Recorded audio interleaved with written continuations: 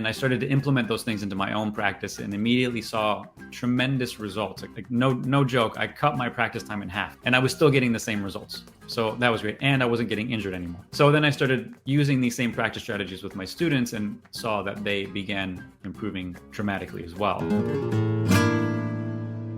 Welcome to the Spanish Guitar Mastermind, where we take a look at the mindset, strategies, and daily habits of accomplished Spanish guitarists and musicians alike, so that we can learn from their mistakes and their success. Today, we're going to focus on optimizing your practice session. Sure, you probably know that you need to practice to progress, but what many of you guys don't know out there is how to optimize your practice session. And on today's show, we're going to break down 5 of the most notorious mistakes that many aspiring guitarists are making when they practice, that are either holding you back from progressing or just wasting your time. So on that note, today's guest is Diego Alonso from Diego Alonso Music. He's somebody that I trust with his guitar pedagogy methods, as he's been teaching for about 20 years now, has over 10,000 lessons under his belt, and he's somebody who I know loves to follow the latest research and studies so that he can use science-backed methods for his own practice and for all his students alike. So I can't wait to hear what Diego has to say about optimizing our practice sessions. Hey, David, good to see you. Yeah, thanks for having me on. Yeah, this is fun. I've been looking forward to this. I know we've been trying to figure out a date, and I'm glad we finally nailed one down. So this is great. I appreciate it. Just for a little backstory for my community, I've known Diego for the last 20 years as well, because we roughly started playing around the same time, over 20 years ago, when he was here in Chicago. So we spent a lot of time out here when he was living in Chicago before he moved away. Yeah, we've each had our own kind of unique paths within Spanish guitar in terms of what type of styles we've delved into. And so it's interesting now, 20 years later, to get your take on what are some of your strong points. I appreciate it, David. So my path has gone a lot to the teaching side of music. I've always enjoyed teaching. In fact, before I became a musician, my goal was to go to graduate school, and I was studying research psychology, and I wanted to be a professor. So that didn't turn out because music got the best of me. But I get a chance to do that now, which is super exciting. And one of the things I think that was always difficult for me at the beginning in my musical journey was that I never really had a clear direction or clear path about how to practice. First of all, I was self-taught. My beginning was totally self-taught. And then, of course, I'm sure you've experienced this with some of your students who've been self-taught before they study with you. You develop some bad habits, right? Which is what I did.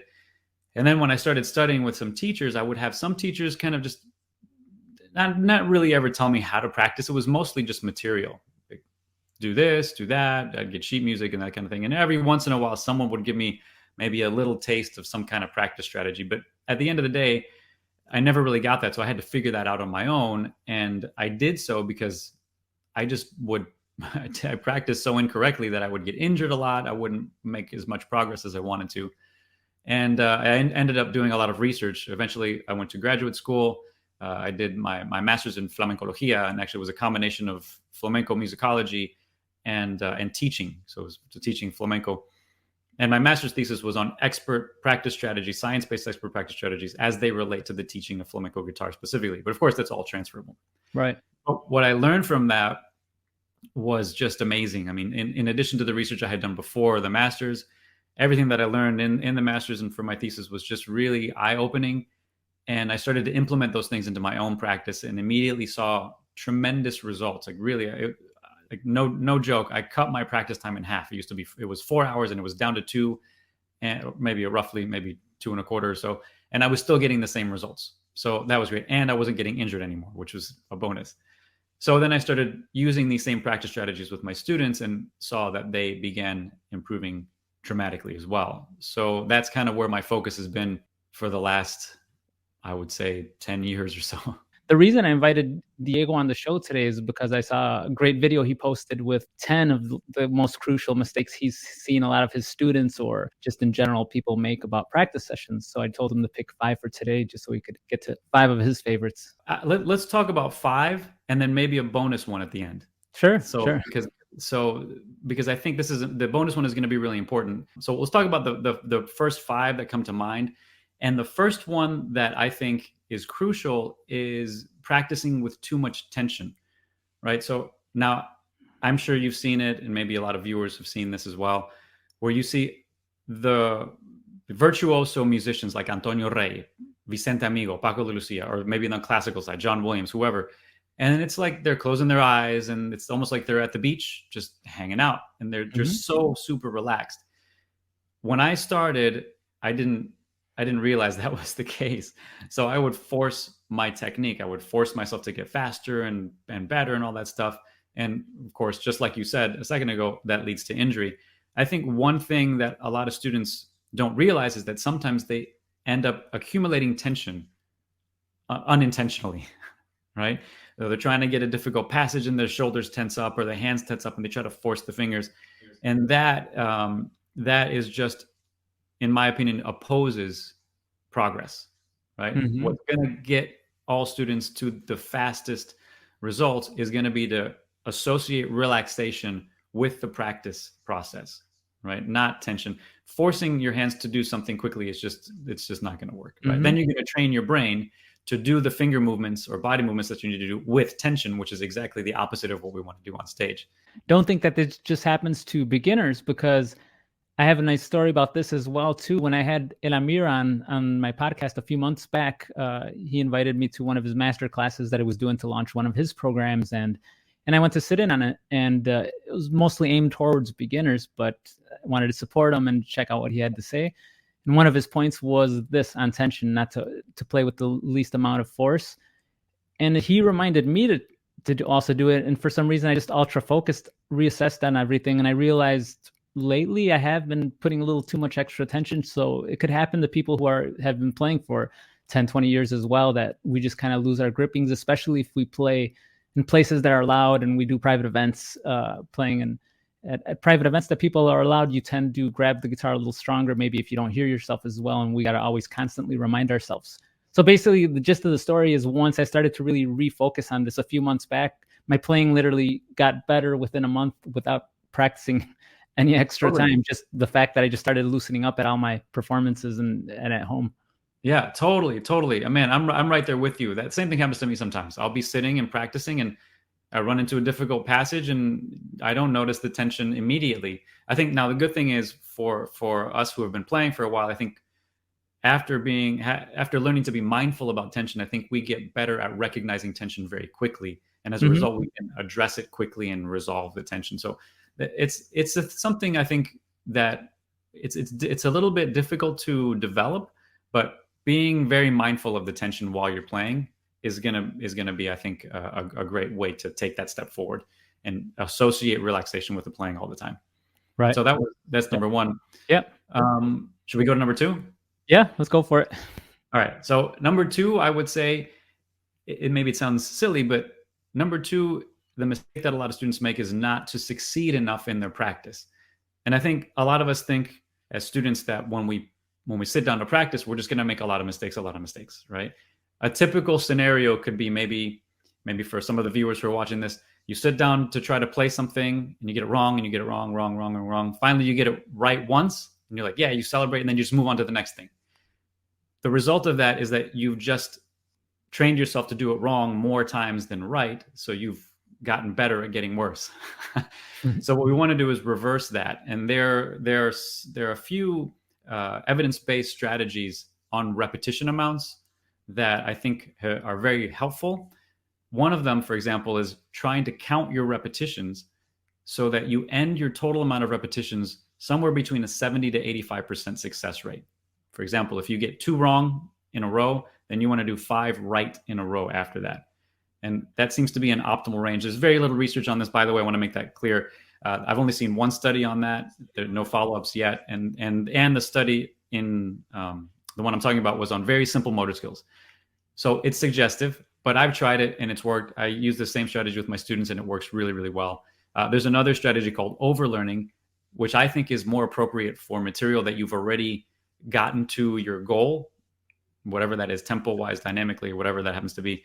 And then if you make a mistake, maybe you sit down tomorrow to play something you've been playing fine and you make a mistake, then the idea of overlearning is that you only need to play it anywhere between half as many times, 50% of the amount of times that it took you to get it right once, or 100% of the times it took you to get it right once. So for example, if you got 1 wrong, and then the next one you got right, you've done a total of 2 repetitions. So the minimum would be one more correct, and the ideal would be two more correct, so 100%. Okay. Those are the two success strategies that I have found really helpful. Most of the time, I default to the 70 to 85% success strategy. Again, that's the one anecdotally I find works best for me, and I've seen work best for all my students. So succeeding is really, really important. I think we need to get out of the mindset that practice is just a bunch of mistakes. It shouldn't be. It should be a bunch of successes. Yeah, that's a great one. That's one that honestly I didn't think about before either. I didn't think about that ratio or just even considering that. So that's a good one to keep in mind. And I'm sure hopefully there'll be some follow-up studies on more complex tasks like playing instruments. But for now, I think that was like a mouse study and moving something. I don't remember what it was exactly. I think the gist out of number two is also just not to be a sloppy player in your practices and just at a practice session too, just to get because you're trying to get through practice. Exactly. Which I think, kind of leads us perfectly into number 3, which is what I see a lot of students do initially is expect immediate results. I think a lot of us as students, I remember this was the case for me when I started, we tend to be a little impatient and we don't necessarily realize how long it's really going to take us to get as good as we want to get. And I see that in a ton of students when they start with me, is they don't realize that these are very complex skills that take a lot of time and a lot of consistency to develop. So one problem with expecting results immediately, it kind of goes back to the first point I made, which is practicing with tension. If we expect results too quickly, we're going to tense up because we're going to get frustrated. And then the second point that I said, not enough success in practice. If we expect too much, we're going to rush and we're not going to succeed because we'll make more mistakes. Mm-hmm. So the bottom line, I think, is that I always say this to my students and in some of my other videos that I made, is that significant progress is a result of small and consistent wins over a long period of time. And that the best strategy that I found for myself and for my students is to focus on the process, not just on doing the process, but on enjoying the process rather than on the long-term goal. So in other words, I'm going to focus on whatever material I'm working on today, and I'm going to do it the right way and enjoy it, rather than thinking about playing Guajira de Lucia in 12 months, right? Or in 6 months. Because that's just, then you get to the 6 month or 12 month mark and you can't play Guajira de Lucia, and then you get all super frustrated and forget about it. So, yeah, exactly. So immediate results, I think one of the things that maybe students could take away from this is that whenever you feel frustration, just sit back, take a deep breath, and remember not to expect immediate results. Just enjoy the process, make sure you're doing it consistently and well, and the results will happen faster when you don't expect them than if you try to force them to happen. Something to mention too is in terms of the small wins that you mentioned, for there to be a little bit of some mental balance and feeling that you're actually achieving stuff and small wins. You also, I don't know if this is one of your other points or not, but that you need to be careful with the repertoire that you aspire to play in a given amount of time. So I've had a lot of students that have come and they're like, and I'm like, all right, let's start off with this basic phrase or exercise or phrase. It might even be a phrase from a song, but it's something that it's accessible for them, and they'll be able to call a win, I would say, within a week or two. But they jump right away to saying, well, I want to learn this version of the Malagueña, which is like an advanced version that has all these techniques that they haven't even touched yet. And they're not going to hit any of those wins. They're going to play it sloppy. It's going to be just everything negative that you can think of towards their practice. So you have to choose your repertoire wisely and your goals wisely so that you can celebrate some of those small wins. Totally. I totally agree with that. And yes, that happens more often than I wish it did. It happened to me too. I don't know if it happened to you, but when I started learning flamenco, this was like the dumbest thing in the world. I started trying to play Paco de Lucia material. That's exactly the firsthand experience. I used to aspire to play Paco de Lucia pieces without being able to play some of the more intermediate pieces or beginner advanced pieces, just jumping over there. So exactly. It wasn't smart. Yeah. And then I'd have to drop it, come back to it, drop it, come back to it. And then maybe sometimes later, then eventually you'd be ready for it. But it was a waste of time to try to learn that whole piece. Yeah, I think that's the main thing. It's a waste of time because two things are going to happen if we do that. We're going to get super frustrated, which is going to lead to us not wanting to practice and then us maybe quitting. And then the second thing is we're going to make a ton of mistakes, so we're not going to progress. We're just going to have bag of errors for a long period of time, instead of, like you said, like those small wins, which are crucial Yeah. for efficient progress. So number 4 is something that I guess it could be challenging for some beginners to wrap their heads around, but this is not focusing on musical expression early enough in the practice or in the learning of an instrument. I think what happens a lot of the time is that students get stuck focusing on the technique, on trying to play the arpeggio fast, or the alzapua, or the tremolo fast. Like, it's always fast and loud and clean. Maybe they can get to that point, but then when they get to that point and then they have to add musical expression to the phrasing, they have to kind of take a few steps back, because once you start to change the way that you play a particular phrase expressively, so meaning the volume is a little bit different, you change the tone, you change, the rhythm a little bit, it's almost like you have to learn the technique over again, because you're going to start making a whole bunch of mistakes. So what I always say to my students, and this is what I learned from one of my favorite teachers was Pedro Sierra. If maybe your viewers have known Pedro Sierra, but he was really an important teacher for me, because he's one of the ones who would drill that in to me and to all of the students in his class. Like, you have to work on feeling the music right away. As soon as you learn the first thing, even if it's a simple, like, quarter note passage, make it super expressive, because then you're going to be doing two things that are going to help you improve. You're going to be working on your musicality, which you're going to need, obviously, to play. And whether that's going to be, I think, to play for the public or just to play for yourself for enjoyment, you want it to sound good and musical. So this is a great way to get that in right away. And I think for beginners, for those of you watching who are beginners, that doesn't mean we need to get all crazy, and have all these variations at the same time. I always tell my students to keep it simple. Start with one variation, one item that you want to vary. If you're playing quarter notes, maybe it's B, B, B, B, B. I don't know if that's a B, by the way, but let's pretend it was. Then instead of just playing it at the same volume, think about playing like this: B, B, B, B, B, B, B, right? So you get this nice shape, musical shape. And that way of practicing is going to carry on with this. It's going to become habitual, and it'll help you become better as a musician. The other side of the coin that's positive about that is that adding in this kind of practice, which is called variable practice, which is another science-based practice strategy, it actually indirectly helps us improve our technique, our mechanics, without trying to. We don't have to focus on the mechanics so much. If we focus on the musical expression, which is something external, this external focus actually, when you do that, the body and the hands automatically adjust to produce the sound that you want. So instead of thinking about, for example, okay, my finger needs to be curved this way and it needs to apply this amount of pressure, forget about it. Just focus on the dynamic shape. For example, I want to play this loud, and your fingers will do that, right? And you just kind of almost automatically, as long as you're focusing on the sound.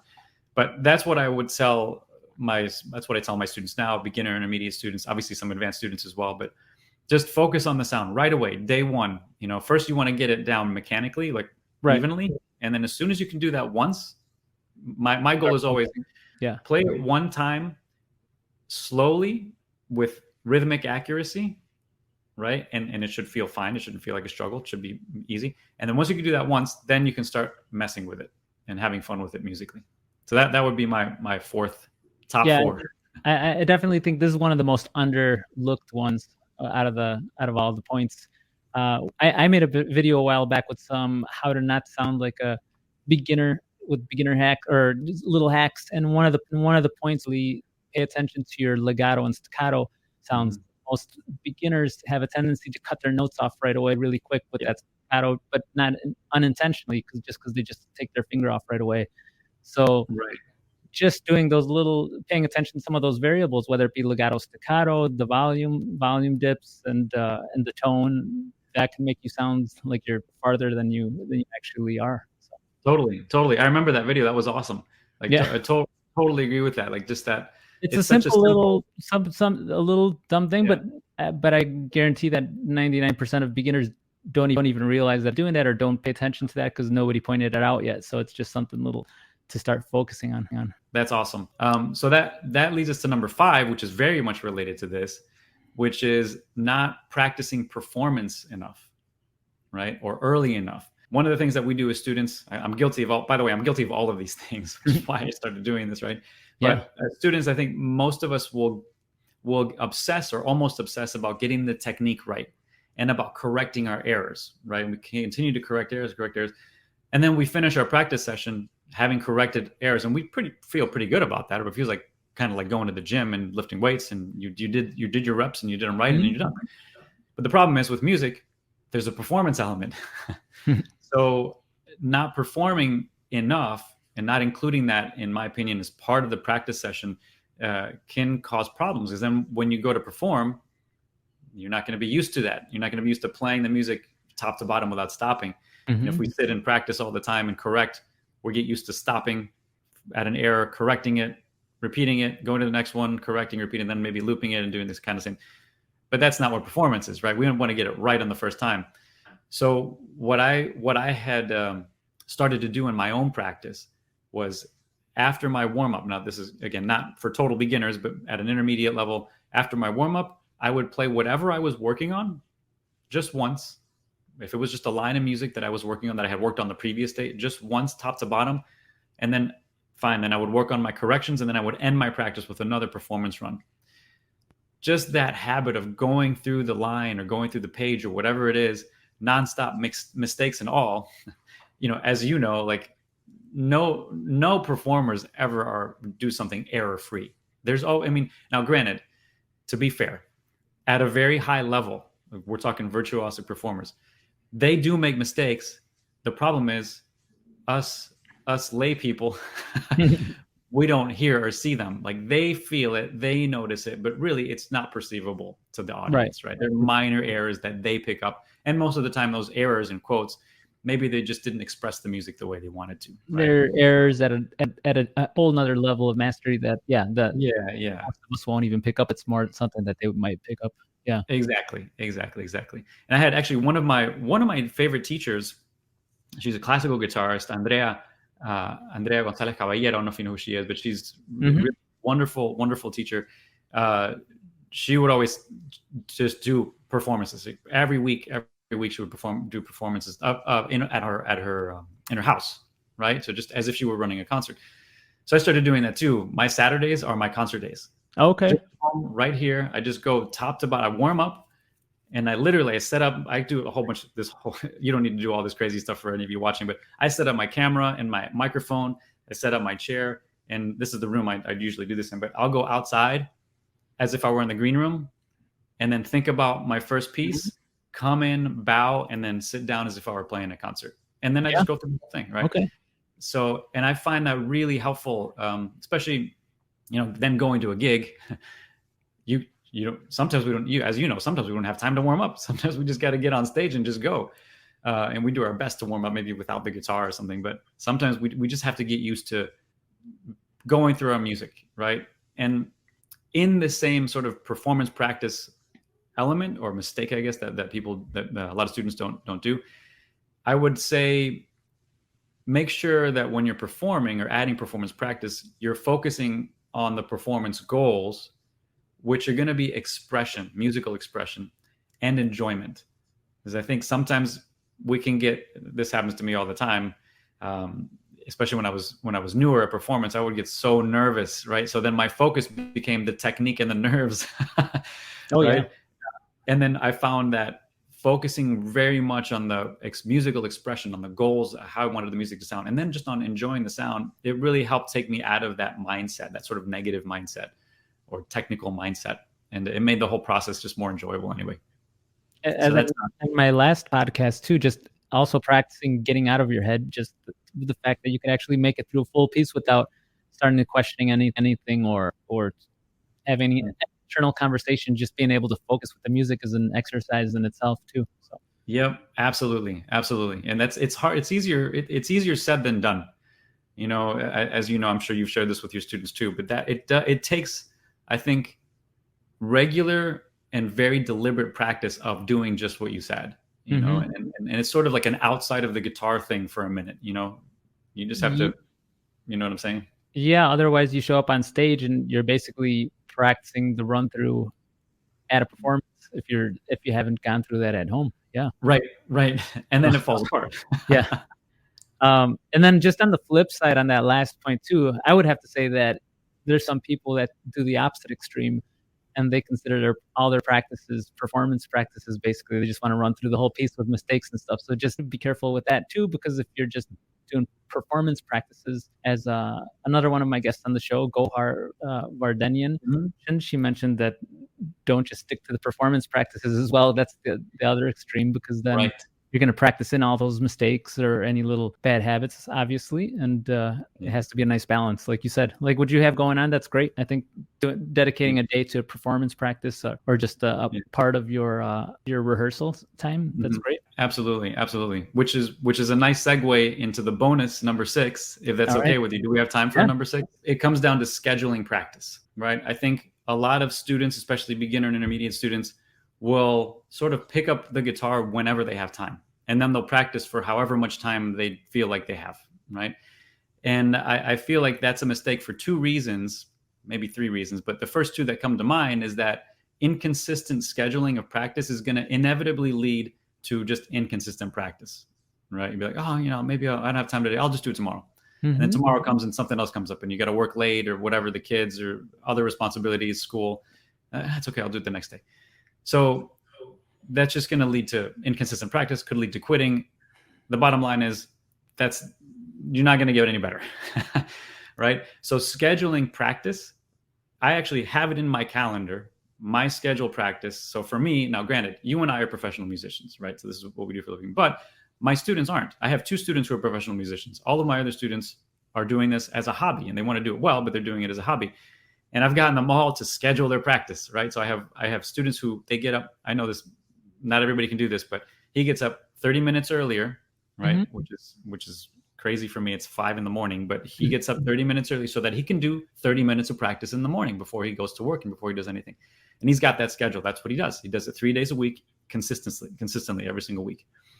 So that's the one thing I think is super important. It doesn't need to be at a particular time. What I found in the research on scheduling is that one of the most effective ways to schedule is to schedule after or before specific events that happen to throughout your day. For example, before or after breakfast, before or after lunch, before or after dinner. Okay. Right? Now, just related to that, there is also related research that shows us that after we eat, our minds are not in the best place. Cognitively, we can be a little more tired. So it tends to be better to practice before any kind of meal.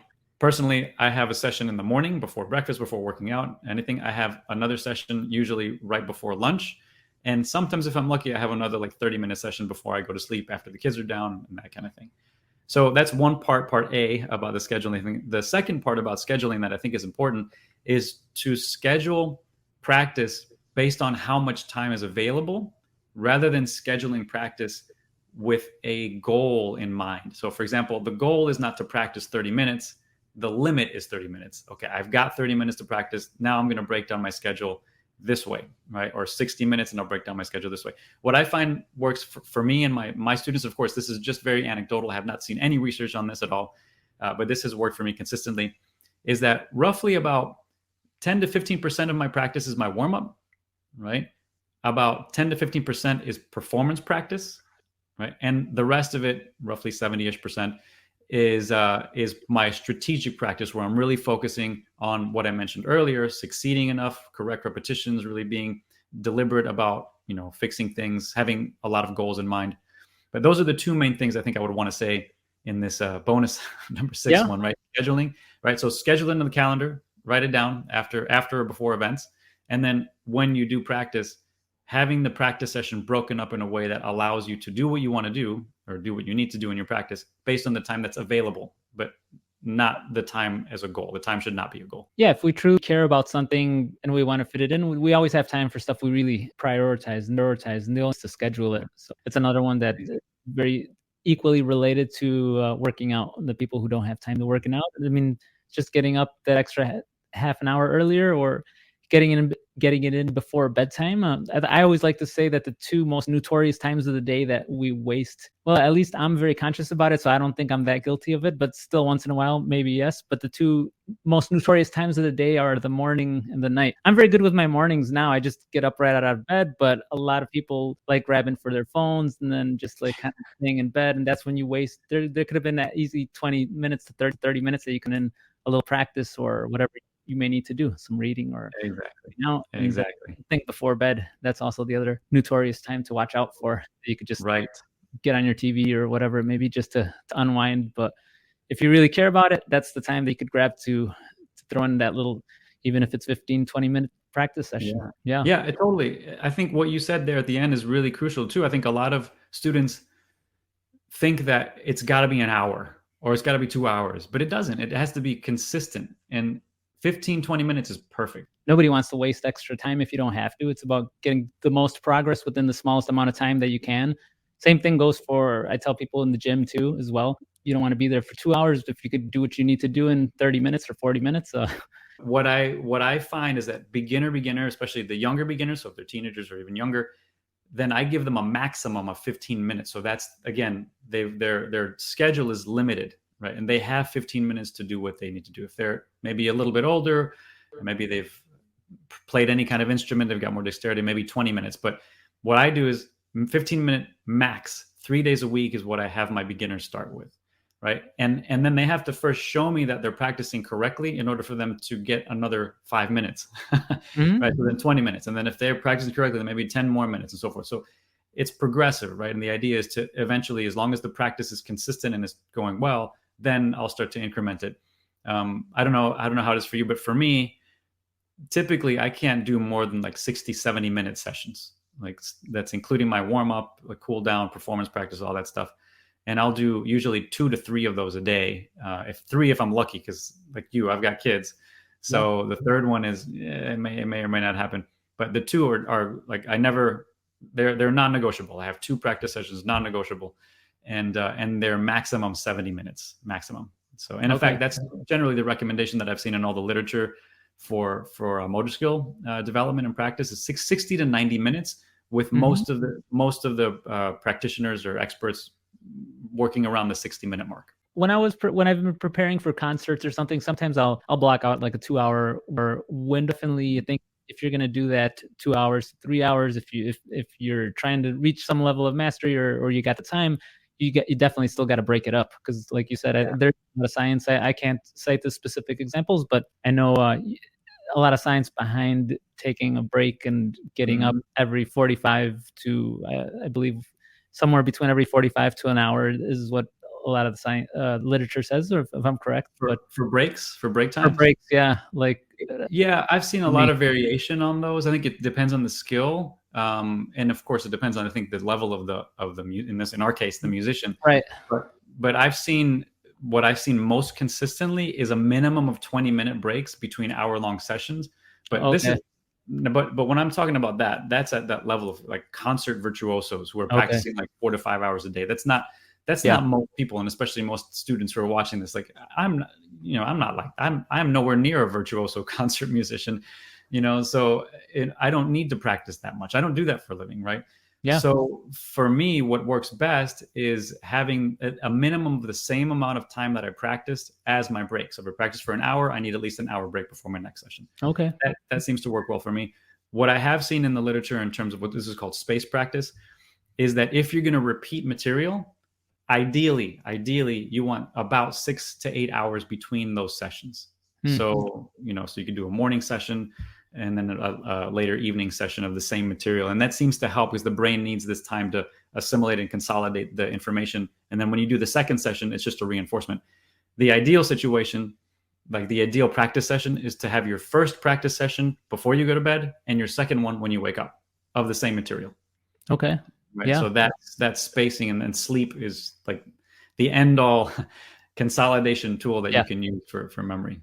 Circling back on something you said a minute ago, I think you were just talking about the length of practices of being at least 15 minutes to start off at that very short. We got to keep in mind that that's for beginners, and just to help them ease into practice sessions, help them create a habit out of it, and then not get over.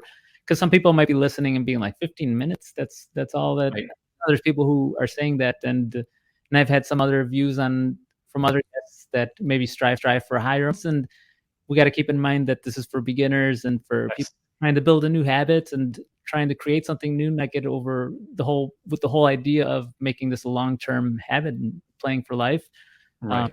Not even talking about like mastery level. Even if they do want to start for mastery level, I think it's still start with small and eventually build it up just like any other skill. Right. Absolutely. Absolutely. It's the So, 15 minutes for beginners, for people who are just starting off. And then, yeah, incrementally increase that amount of time based on whatever time is available in everybody's schedule, right? I mean, most people probably watching this are, they've got full-time jobs, or maybe they're in school. So they might not have an hour long in a day, but maybe they have 30 minutes. And for me, what I tell my students is to try, not the beginners, like the beginners are 15 minutes, 20, and they eventually will lead up to 30 minutes if they're very busy. So I tell my really busy students that they really should do their best for 30-minute sessions per week. So every other day, a 30-minute session. If they can do that consistently, then they're going to see progress. And then, like you said, as we get better, as the students get better, and if they can find more time, maybe they can have another session. Maybe if they even do a 15-minute session in the morning and then a 30-minute session at night, that's 45 minutes, right? And they can double up the material. Or 2:30s. Splitting it up is always, I think, ideal. That's the best thing we can do. But if not, then that's what you got. You know, it's no big deal. You're still going to make progress, right? I think as long as they're following, I think all these steps, and having a focused practice session, using all the strategies we just talked about, I think you could get a big bang for your buck with a 30-minute practice session. Students don't have to, they don't, just because a lot of people get discouraged thinking they need an hour or 2 hours every day to practice, but it's not always the case. So right. Unless you're striving to be the next, Paco or whoever it is you're thinking of. But besides that, for somebody who wants to enjoy guitar, it's totally possible with that amount of time. Totally. No, one of my most advanced students, full-time job, super, super busy. And when he started, he had 15 to 30 minutes a day, and he would do 3 days a week, and that's it. And now he's playing. I mean, he's one of my classical students, and he's playing really pretty tricky pieces now, and because that's what he's done. He's hardly ever been able to go past that 30-minute mark. But like you said, it's just you don't need that if you want to have fun and do it well. It's more about the consistency than anything else. Oh, one random note I just wanted to add, since this whole episode has been about practicing, is that a few years back I was preparing for a concert. Like I said, even for the best of us that have been playing for many years, we can still fall under some traps with our practice sessions without having somebody else assess us. So I got a little bit of help from a couple coaches.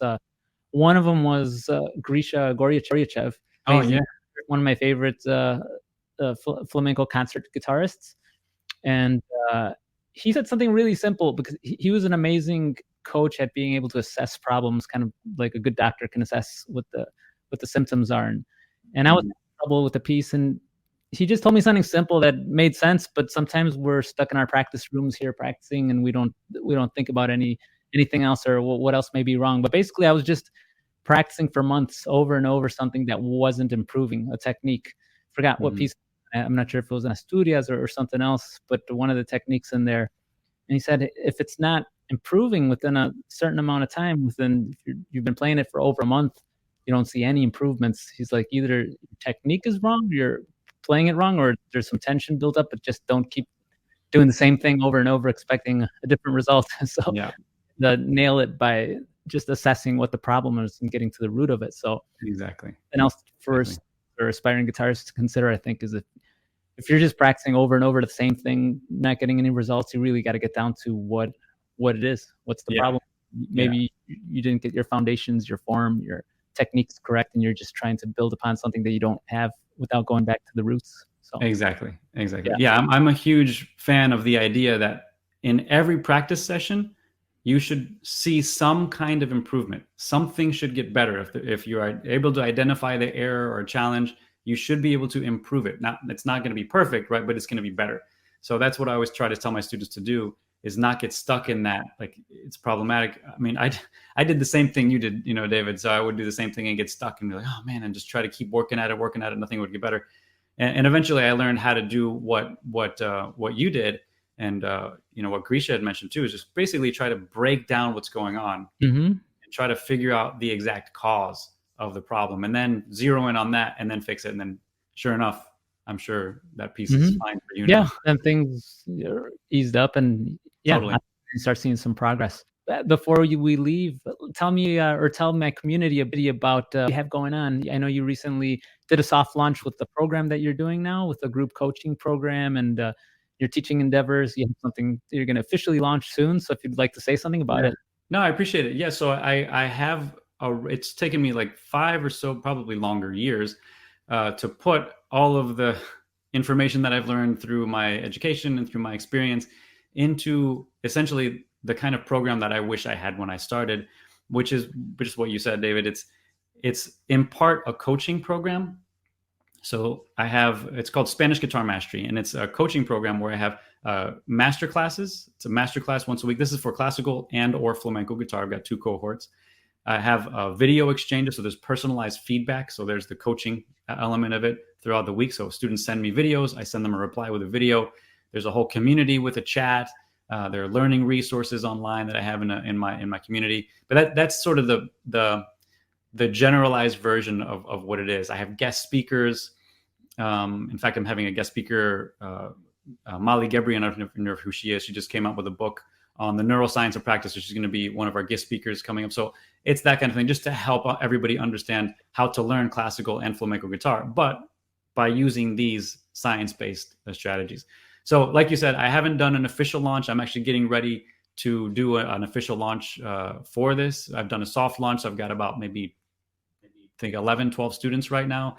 And it's going really, really great. They've kind of helped me beta test the program, and everything's really fine-tuned. So now it's ready for the big launch. So I will be doing that soon. So, if you're interested in that kind of thing, and this more coaching approach, it's a little more involved, right? Where I'm more directly involved, then definitely look out for that. Definitely, everyone check out links, and I'll make sure to connect you with him in my comments and the descriptions to any of the videos, wherever you're watching this, whether you're listening to the podcast or whether you're checking it out on YouTube. Thanks, David. I appreciate it. All right, Diego. Well, thanks for being on. I'm sure everyone left with a lot of good nuggets from here. Hopefully. And hopefully we'll do a repeat of this in the future. So. That sounds great, David. Thanks so much, man. And congratulations on your course. Yeah, thanks, man. All right. Well, I'll talk to you soon. Take care.